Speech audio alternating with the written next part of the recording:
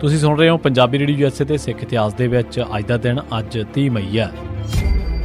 30 ਮਈ 1606 ਦੇ ਵਿੱਚ ਖੁਸਰੋ ਨੇ ਆਪਣੇ ਬਾਪ ਮੁਗਲ ਬਾਦਸ਼ਾਹ ਜਹਾਂਗੀਰ ਦੇ ਖਿਲਾਫ ਬਗਾਵਤ ਕਰ ਦਿੱਤੀ ਤੇ ਉਸ ਨੂੰ ਹਾਰ ਹੋਈ ਅਤੇ ਉਹਨੂੰ ਗ੍ਰਿਫਤਾਰ ਕਰ ਲਿਆ ਗਿਆ। ਉਸ ਦਾ ਪਿੱਛਾ ਕਰਦਾ ਕਰਦਾ ਜਹਾਂਗੀਰ ਵੀ ਲਾਹੌਰ ਆ ਗਿਆ। ਉਹ 10 ਅਪ੍ਰੈਲ 1606 ਦੇ ਦਿਨ ਸਰਾਏ ਖਾਸ ਨਕੋਦਰ ਤੋਂ 6 ਕਿਲੋਮੀਟਰ ਦੂਰ ਪਹੁੰਚ ਚੁੱਕਾ ਸੀ। ਇੱਥੋਂ ਸੁਲਤਾਨਪੁਰ ਹੁੰਦਾ ਹੋਇਆ ਉਹ 11 ਅਪ੍ਰੈਲ 1606 ਦੇ ਦਿਨ ਗੋਇੰਦਵਾਲ ਪੁੱਜਾ, ਜਿੱਥੇ ਉਸਨੇ ਬਿਆਸ ਦਰਿਆ ਦਾ ਪੱਤਣ ਪਾਰ ਕੀਤਾ। ਇਸ ਮਗਰੋਂ ਉਹ ਝਬਾਲ ਪੁੱਜਿਆ ਅਤੇ ਆਪਣਾ ਪੜਾਅ ਕੀਤਾ। ਉਹ ਇੱਥੇ ਇੱਕ ਹਫ਼ਤਾ ਰਿਹਾ ਅਤੇ ਫਿਰ ਲਾਹੌਰ ਨੂੰ ਚੱਲ ਪਿਆ। ਇੰਨੇ ਚਿਰ ਵਿੱਚ ਉਸ ਨੂੰ ਖੁਸਰੋ ਦੇ ਫੜੇ ਜਾਣ ਦੀ ਖਬਰ ਵੀ ਮਿਲ ਗਈ। ਲਾਹੌਰ ਦੇ ਵਿੱਚ ਉਸਨੇ ਦਰਬਾਰ ਲਾ ਕੇ ਖੁਸਰੋ ਨੂੰ ਅਤੇ ਉਸ ਦੇ 700 ਹਮੈਤੀਆਂ ਨੂੰ ਸਜ਼ਾਵਾਂ ਦਿੱਤੀਆਂ। ਇਸ ਵੇਲੇ ਤੱਕ ਜਹਾਂਗੀਰ ਕੋਲ ਗੁਰੂ ਅਰਜਨ ਸਾਹਿਬ ਦਾ ਜ਼ਰਾ ਮਾਸਾ ਵੀ ਜ਼ਿਕਰ ਨਹੀਂ ਸੀ ਹੋਇਆ। ਉਸ ਨੇ ਗੁਰੂ ਜੀ ਦੇ ਖਿਲਾਫ ਕੋਈ ਗੱਲ ਨਹੀਂ ਸੀ ਸੁਣੀ, ਹਾਲਾਂਕਿ ਉਹ ਖੁਸਰੋ ਦੀ ਜ਼ਰਾ ਮਾਸਾ ਵੀ ਮਦਦ ਕਰਨ ਵਾਲੇ ਹਰ ਇੱਕ ਸ਼ਖਸ ਨੂੰ ਸਜ਼ਾ ਦੇ ਰਿਹਾ ਸੀ। ਅਜਿਹਾ ਜਾਪਦਾ ਹੈ ਕਿ ਦੂਜੇ ਫਿਰਕਿਆਂ ਤੋਂ ਕਈ ਫਿਰਕੂ ਲੋਕਾਂ ਨੂੰ ਉਸ ਨੂੰ ਗੁਰੂ ਜੀ ਦੇ ਖਿਲਾਫ ਭੜਕਾਇਆ ਹੋਵੇਗਾ, ਕਿਉਂਕਿ ਜੇਕਰ ਗੁਰੂ ਜੀ ਵੱਲੋਂ ਖੁਸਰੋ ਦੀ ਮਦਦ ਹੀ ਕਾਰਨ ਹੁੰਦਾ ਤਾਂ ਹੁਣ ਤੱਕ ਉਸ ਕੋਲ ਕਾਦੀ ਖਬਰ ਆ ਚੁੱਕੀ ਹੁੰਦੀ ਕਿ ਉਹ ਗੁਰੂ ਜੀ ਨੂੰ ਬਾਕੀ 700 ਜਣਾਂ ਦੇ ਨਾਲ ਹੀ ਸਜ਼ਾ ਦੇ ਦਿੰਦਾ। ਜਹਾਂਗੀਰ ਨੇ 22 ਮਈ ਨੂੰ ਗੁਰੂ ਸਾਹਿਬ ਦੀ ਗ੍ਰਿਫਤਾਰੀ ਦਾ ਹੁਕਮ ਜਾਰੀ ਕੀਤਾ ਸੀ। ਗੁਰੂ ਸਾਹਿਬ ਨੂੰ ਇਸ ਦਾ ਪਤਾ ਅਗਲੇ ਦਿਨ ਹੀ ਲੱਗ ਗਿਆ ਸੀ। ਉਹਨਾਂ ਨੇ 25 ਮਈ ਨੂੰ ਗੁਰੂ ਹਰਗੋਬਿੰਦ ਸਾਹਿਬ ਨੂੰ ਗੁਰੂ ਗੱਦੀ ਦੀ ਸੇਵਾ ਸੰਭਾਲ ਦਿੱਤੀ ਅਤੇ ਆਪ ਹੀ ਲਾਹੌਰ ਵੱਲ ਚੱਲ ਪਏ। ਉਹਨਾਂ ਨੂੰ 26 ਮਈ ਨੂੰ ਗ੍ਰਿਫਤਾਰ ਕਰ ਲਿਆ ਗਿਆ ਅਤੇ ਜਹਾਂਗੀਰ ਦੇ ਦਰਬਾਰ ਦੇ ਵਿੱਚ ਪੇਸ਼ ਕੀਤਾ ਗਿਆ। ਜਹਾਂਗੀਰ ਨੇ ਗੁਰੂ ਜੀ ਨੂੰ ਯਾਸਾਓ ਸਿਆਸਤ ਦੇ ਘੋਰ ਤਸੀਹੇ ਦੇ ਕੇ ਮਾਰਨ ਦੀ ਸਜ਼ਾ ਸੁਣਾਈ। ਅਗਲੇ 4 ਦਿਨ ਉਹਨਾਂ ਨੂੰ ਦੇਗ ਦੇ ਵਿੱਚ ਉਬਾਲਿਆ ਗਿਆ ਤੇ ਫਿਰ ਰਾਵੀ ਦੇ ਕੰਢੇ ਤੱਤੀ ਤਵੀ ਵਾਂਗ ਤਪਦੀ ਹੋਈ ਰੇਤ ਦੇ ਵਿੱਚ ਰੱਖ ਕੇ ਤਰ੍ਹਾਂ ਦੇ ਤਸੀਹੇ ਦਿੱਤੇ ਗਏ। ਮਗਰੋਂ ਉਹਨਾਂ ਦੇ ਜਿਸਮ ਨੂੰ ਪੱਥਰਾਂ ਦੇ ਨਾਲ ਬੰਨ੍ਹ ਕੇ ਰਾਵੀ ਦਰਿਆ ਦੇ ਵਿੱਚ ਰੋੜ ਦਿੱਤਾ ਗਿਆ। ਗੁਰੂ ਅਰਜਨ ਸਾਹਿਬ ਨੂੰ ਸ਼ਹੀਦ ਕਰਨ ਦਾ ਹੁਕਮ ਜਹਾਂਗੀਰ ਬਾਦਸ਼ਾਹ ਨੇ ਆਪ ਦਿੱਤਾ ਸੀ। ਇਸ ਗੱਲ ਦਾ ਇੰਕਸ਼ਾਫ ਉਹ ਆਪਣੀ ਸਵੈ ਜੀਵਨੀ ਤੁਜ਼ਕੇ ਜਹਾਂਗੀਰੀ ਦੇ ਵਿੱਚ ਵੀ ਕਰਦਾ ਹੈ। 30 ਮਈ 1924 ਜੈਤੋ ਮੋਰਚੇ ਦੇ ਵਿੱਚ ਗ੍ਰਿਫਤਾਰੀ ਦੇਣ ਵਾਸਤੇ ਇਕੱਠੇ 7ਵਾਂ ਤੇ 8ਵਾਂ 2 ਸ਼ਹੀਦੀ ਜਥੇ ਇਕੱਠੇ 30 ਮਈ 1924 ਦੇ ਦਿਨ ਅਕਾਲ ਤਖ਼ਤ ਸਾਹਿਬ ਤੋਂ ਚੱਲੇ ਸਨ। 30 ਮਈ 1988 ਮਾਰਚ 1988 ਦੇ ਵਿੱਚ ਰਿਹਾ ਕਰਨ ਤੋਂ ਮਗਰੋਂ ਜਦ ਸਰਕਾਰ ਜਸਬੀਰ ਸਿੰਘ ਰੋਡੇ ਨੂੰ ਵਰਤਣ ਦੇ ਵਿੱਚ ਫੇਲ ਹੋ ਗਈ ਤਾਂ ਭਾਰਤੀ ਫੌਜ ਨੇ 9 ਮਈ ਅਤੇ 18 ਮਈ ਤੱਕ ਆਪਰੇਸ਼ਨ ਬਲੈਕ ਥੰਡਰ ਦੇ ਨਾਂ ਤੇ ਦਰਬਾਰ ਸਾਹਿਬ ਤੇ ਹਮਲਾ ਕੀਤਾ ਅਤੇ ਬਹੁਤ ਸਾਰੇ ਖਾੜਕੂ ਗ੍ਰਿਫਤਾਰ ਕਰ ਲਏ। ਇਸ ਐਕਸ਼ਨ ਦੇ ਦੌਰਾਨ 12 ਮਈ ਨੂੰ 5 ਗ੍ਰੰਥੀਆਂ ਜਸਬੀਰ ਸਿੰਘ, ਪੂਰਨ ਸਿੰਘ, ਸੁਵਿੰਦਰ ਸਿੰਘ, ਜਸਵੰਤ ਸਿੰਘ, ਕਸ਼ਮੀਰ ਸਿੰਘ ਨੇ ਅੰਮ੍ਰਿਤਸਰ ਆ ਕੇ ਗ੍ਰਿਫਤਾਰੀ ਦੇਣ ਦਾ ਡਰਾਮਾ ਕੀਤਾ। ਹੁਣ ਅਕਾਲੀ ਦਲ ਨੂੰ ਵੀ ਪਤਾ ਲੱਗ ਚੁੱਕਿਆ ਸੀ ਕਿ ਜਸਬੀਰ ਸਿੰਘ ਸਰਕਾਰ ਦੇ ਨਾਲ ਰਲਿਆ ਹੋਇਆ ਅਤੇ ਦੂਜਾ ਉਸ ਦੀ ਸਾਖ ਵੀ ਖਤਮ ਹੋ ਚੁੱਕੀ ਹੈ। ਇਸ ਕਰਕੇ ਅਕਾਲੀ ਦਲ ਨੇ ਉਸ ਨੂੰ ਤਖ਼ਤ ਤੋਂ ਵੀ ਹਟਾਉਣ ਦਾ ਫੈਸਲਾ ਕਰ ਲਿਆ। 28 ਮਈ ਨੂੰ ਸ਼੍ਰੋਮਣੀ ਗੁਰਦੁਆਰਾ ਪ੍ਰਬੰਧਕ ਕਮੇਟੀ ਨੇ 5 ਗ੍ਰੰਥੀਆਂ ਨੂੰ ਪੈਗਾਮ ਭੇਜਿਆ ਕਿ ਉਹ ਅਸਤੀਫੇ ਦੇ ਦੇਣ ਵਰਨਾ ਬਰਖਾਸਤ ਕਰ ਦਿੱਤੇ ਜਾਣਗੇ, ਪਰ ਗ੍ਰੰਥੀਆਂ ਨੇ ਇਸ ਦੀ ਪਰਵਾਹ ਨਾ ਕੀਤੀ। ਇਸ ਤੇ ਸ਼੍ਰੋਮਣੀ ਕਮੇਟੀ ਦੀ ਐਗਜ਼ੈਕਟਿਵ ਨੇ 30 ਮਈ ਨੂੰ ਇਹਨਾਂ 5 ਜਸਬੀਰ ਸਿੰਘ, ਪੂਰਨ ਸਿੰਘ, ਜਸਵੰਤ ਸਿੰਘ, ਕਸ਼ਮੀਰ ਸਿੰਘ, ਸੁਵਿੰਦਰ ਸਿੰਘ ਨੂੰ ਬਰਤਰਫ ਕਰ ਦਿੱਤਾ।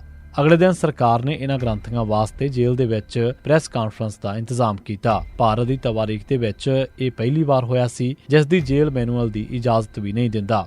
ਇਹ ਪ੍ਰੈਸ ਕਾਨਫਰੰਸ ਦੇ ਵਿੱਚ ਉਹਨਾਂ 5 ਨੇ ਆਪਣੀ ਨੌਕਰੀ ਤੇ ਅੜੇ ਰਹਿਣ ਬਾਰੇ ਬਿਆਨ ਦਿੱਤਾ। ਦਿਲਚਸਪ ਗੱਲ ਇਹ ਵੀ ਹੈ ਕਿ ਉਹਨਾਂ ਦਰਬਾਰ ਸਾਹਿਬ ਤੇ ਫੌਜ ਦੇ ਹਮਲੇ ਅਤੇ ਕਬਜ਼ੇ ਦੇ ਬਾਰੇ ਇੱਕ ਲਫ਼ਜ਼ ਵੀ ਨਾ ਬੋਲਿਆ। ਇਸ ਪ੍ਰੈਸ ਕਾਨਫਰੰਸ ਦੇ ਵਿੱਚ ਦਿੱਤੇ ਜਾਣ ਵਾਲਾ ਬਿਆਨ ਸਰਕਾਰ ਦੇ ਪਬਲਿਕ ਰਿਲੇਸ਼ਨਜ਼ ਡਿਪਾਰਟਮੈਂਟ ਨੇ ਤਿਆਰ ਕਰਕੇ ਟਾਈਪ ਕਰਵਾਇਆ ਅਤੇ ਉਹਨਾਂ ਹੀ ਰਿਲੀਜ਼ ਕੀਤਾ ਅਤੇ ਅਖਬਾਰਾਂ ਨੂੰ ਭੇਜਿਆ ਸੀ। ਦੂਜੇ ਪਾਸੇ ਸ਼੍ਰੋਮਣੀ ਕਮੇਟੀ ਦੇ ਐਕਟਿੰਗ ਪ੍ਰਧਾਨ ਮਲ ਸਿੰਘ ਘੁਮਾਣ ਨੂੰ ਗ੍ਰਿਫਤਾਰ ਕਰਕੇ ਸਰਕਾਰ ਨੇ ਜ਼ੋਰ ਪਾਇਆ ਕਿ ਇਹ ਬਰਖਾਸਤਗੀ ਨਾ ਕੀਤੀ ਜਾਵੇ, ਪਰ ਉਹ ਇਸ ਹੁਕਮ ਤੇ ਗ੍ਰਿਫਤਾਰੀ ਤੋਂ ਪਹਿਲਾਂ ਹੀ ਦਸਤਖਤ ਕਰ ਚੁੱਕਾ ਸੀ। ਇਹਨਾਂ ਗ੍ਰੰਥੀਆਂ ਦੀ ਬਰਖਾਸਤਗੀ ਦੀ ਹਮਾਇਤ ਸਾਰੇ ਅਕਾਲੀਆਂ ਨੇ ਕੀਤੀ। ਸਿਰਫ ਬਾਬਾ ਜੋਗਿੰਦਰ ਸਿੰਘ ਦਾ ਟੱਬਰ ਹੀ ਇਹਨਾਂ ਆਗੂਆਂ ਬਾਦਲ, ਸੁਰਜਨ ਸਿੰਘ ਠੇਕੇਦਾਰ, ਸੁਖਜਿੰਦਰ ਸਿੰਘ, ਸੁਖਦੇਵ ਸਿੰਘ ਢੀਂਡਸਾ, ਕੁਲਦੀਪ ਸਿੰਘ ਵਡਾਲਾ, ਸ਼ੇਰ ਸਿੰਘ ਡੂਮਸ਼ੇੜੀ ਨੂੰ ਪੰਜਾਬ ਤੋਂ ਦੂਰ ਦੀਆਂ ਜੇਲ੍ਹਾਂ ਦੇ ਵਿੱਚ ਭੇਜ ਦਿੱਤਾ ਗਿਆ। ਦੂਜੇ ਪਾਸੇ ਸਰਕਾਰ ਦੇ ਨਾਲ ਸੌਦੇਬਾਜ਼ੀ ਕਰਨ ਵਾਲੇ ਬਾਬਾ ਜੋਗਿੰਦਰ ਸਿੰਘ, ਉਸ ਦੇ ਟੱਬਰ ਅਤੇ ਸਾਥੀਆਂ ਨੂੰ ਰਿਹਾ ਕਰਕੇ ਘਰੋਂ ਘਰੀ ਭੇਜ ਦਿੱਤਾ ਗਿਆ।